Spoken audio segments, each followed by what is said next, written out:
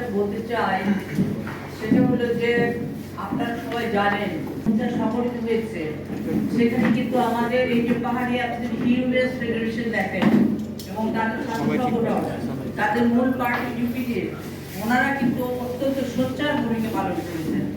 আজকে আমরা দেখি যে গণঅভ্যুত্থান পরবর্তী সময়ে সমস্ত মানুষের সমান অধিকার প্রতিষ্ঠিত হবে, পাহাড়ে এবং সমতলে সমস্ত মানুষের সমান অধিকার থাকবে, এই জিনিসটাই কিন্তু আমরা দেখতে চাই।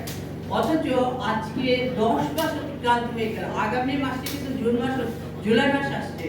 এতদিন পরে কিন্তু আমরা দেখি যে আমাদের পাহাড়ি বন্ধুদের আজকে কথা বলার অধিকার নাই, সেখানে কার্যত সেনা শাসনের মতো আজকে সেনাবাহিনী সেখানে অবস্থান করছে। আমরা আজকে আমি গণতান্ত্রিক বিপ্লবী পার্টির সাধারণ সম্পাদক হিসেবে এবং সমস্ত প্রগতিশীল রাজনৈতিক দলগুলোর পক্ষ থেকে বলতে চাই যে আমরা এই ঘটনাকে নিন্দা জানাই, আমরা এটার প্রতিবাদ জানাই। এবং 12 তারিখে ওনারা যে কল্পনা চাকমা অপহরণের 29 বছর পার হয়ে গেল, এখন পর্যন্ত কোনো রকম তাকে খুঁজে পাওয়ার কোনো অবস্থা করা হয়নি। আপনারা জানেন যে তাদের মাইকেল চাকমা, তাকেও আজকে আয়না ঘরে রাখা হয়েছিল এবং সেখান থেকে তিনি মুক্তি পেয়েছেন, কিন্তু এখনো পর্যন্ত কল্পনা চাকমা মুক্তি পাননি এবং তিনি কোথায় আছেন তার অবস্থান সম্পর্কে পর্যন্ত আমরা কিন্তু জানতে পারছি না। এই 29টা বছর কিন্তু আজকে হিউম্যান ফেডারেশন এবং তাদের সাথে আমরা যারা গণতান্ত্রিক প্রগতিশীল শক্তি আছি, আমরা কিন্তু তাদের সাথে কিন্তু একাত্ম হয়ে আমরা কথা বলেছি।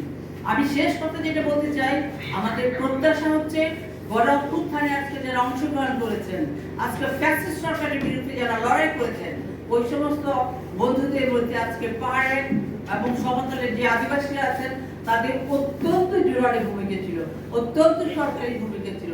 তাই তাদের প্রতি কোন রকম বৈষম্য প্রদর্শন না করে আজকে তাদের সমান অধিকার প্রতিষ্ঠা করা হোক। কল্পনা চাকমা এখন কোথায় সেই সম্পর্কে রাষ্ট্রের আজকে তদন্ত করে সেটার বিচার করা, অনুসন্ধান করা, সেটা আমরা আসলে বের করতে চাই। এবং 12 তারিখে যে ঘটনা হয়েছে, এই ঘটনার আমরা তীব্র নিন্দা জানাই। পাশাপাশি বলতে চাই এখানে ওয়ালিউড খান প্রভা, তারপরে এখানে নীতি পরিষ্কার করে বলেছেন যে তারা মামলা নিতে গেছেন, আজকে থানায় তাদেরকে মামলা নেওয়া হয় না। এই পুলিশ তাহলে কার পুলিশ? এই পুলিশ কি জনগণের পুলিশ নয়? এই পুলিশ কি আসলে জনগণকে সেবাদান করবার পুলিশ নয়? অথচ আমরা দেখছি ফ্যাসিস্ট সরকারের সময় পুলিশ যে ভূমিকায় অবতীর্ণ হয়েছিল, আজকে এই গণঅভ্যুত্থান পরবর্তী সরকার সেই একই ভূমিকা পালন করবে, এটা কিন্তু কোনোভাবে আমাদের কাছে কাম্য নয়। আমরা দেখতে চাই এই ঘটনা যাদেরকে আহত করা হয়েছে, ওনারা যে অভিযোগ দাখিল করেছেন তার সুস্পষ্ট তদন্ত হোক এবং সুস্পষ্ট বিচার হোক, তারা নাম উল্লেখ করে। এবং এখানে আছেন যে উষাদব চাকমা, উনিও কিন্তু আমাকে ছবি দেখিয়েছেন। আজকে এখানে ওনাদের দুটো নাম বলেছেন, ইমরান হোসেন এবং ফাহিম, যে নামটা কিন্তু সাধারণ সম্পাদক, ছাত্র দলের সাধারণ সম্পাদক কাউকে ডিগ্রি কলেজে, তাদের ছবি সহ কিন্তু আজকে তারা আমাদেরকে দেখাচ্ছেন। তাহলে এখনো পর্যন্ত কেন তাদেরকে গ্রেফতার করা হচ্ছে না? আজকে এখনো ক্ষমতার বাইরে তারা, এখনো আজকে তাদের অপরাধের কোনো বিচার হচ্ছে না, এমনকি তাদেরকে গ্রেফতার পর্যন্ত করা হচ্ছে না। আজকে যারা শিকার হয়েছেন, এই আজকে হামলার শিকার হয়েছেন, তাদের মামলা পর্যন্ত গ্রহণ করছেন না। এইগুলো আমরা মনে করি গণঅভ্যুত্থানের স্পিরিটের বাইরে।